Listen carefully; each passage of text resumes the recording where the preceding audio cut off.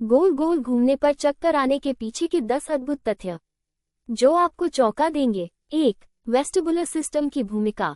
आपके आंतरिक कान में स्थित वेस्टिबुलर सिस्टम, जो तरल पदार्थ और छोटे बालों से भरा होता है, आपके शरीर के संतुलन और गति को नियंत्रित करता है। जब आप घूमते हैं तो ये तरल पदार्थ भी घूमने लगता है, जिससे मस्तिष्क को भ्रम होता है। 2. सिग्नल का असंतुलन। घूमते समय कान, आंखें और मांसपेशियां मस्तिष्क को अलग अलग सिग्नल भेजते हैं। जब आप अचानक रुकते हैं तो ये सिग्नल मस्तिष्क को भ्रमित कर देते हैं, जिससे चक्कर आते हैं। 3. गति की निरंतरता। आपके कान में तरल पदार्थ की गति अचानक नहीं रुकती। जब आप घूमना बंद करते हैं तो तरल पदार्थ थोड़ी देर तक घूमता रहता है, जिससे मस्तिष्क को लगता है कि आप अभी भी घूम रहे हैं।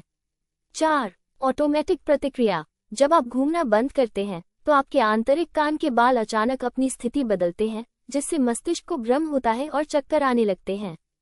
5. आंखों की भूमिका। घूमते समय आपकी आंखें तेजी से घूमने वाली वस्तुओं को ट्रैक करने की कोशिश करती हैं। अचानक रुकने पर आंखों और मस्तिष्क को स्थिर दृश्य पर फोकस करने में समय लगता है, जिससे चक्कर आते हैं। 6. माइक्रोस्कोपिक बाल। आपके आंतरिक कान में छोटे छोटे बाल होते हैं जो गति को महसूस करते हैं।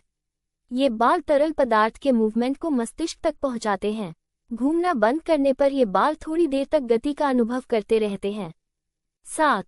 दिमाग का समायोजन। जब आप अचानक घूमना बंद करते हैं तो मस्तिष्क को नई स्थिति के अनुसार समायोजित होने में समय लगता है, जिससे चक्कर आते हैं। 8. बच्चों में ज्यादा प्रभाव। बच्चों में वेस्टिबुलर सिस्टम अधिक संवेदनशील होता है, इसलिए वे गोल गोल घूमने पर ज्यादा चक्कर महसूस करते हैं। 9. चक्कर की अवधि। घूमने के बाद चक्कर की अवधि इस बात पर निर्भर करती है कि आप कितनी देर और कितनी तेजी से घूमे हैं। अधिक देर तक और तेजी से घूमने पर चक्कर अधिक समय तक रहता है। 10. सिर की पोजीशन। घूमने के दौरान सिर की स्थिति भी चक्कर को प्रभावित करती है। सिर का झुका हुआ या एक विशेष कोण पर होने से चक्कर की तीव्रता बढ़ सकती है।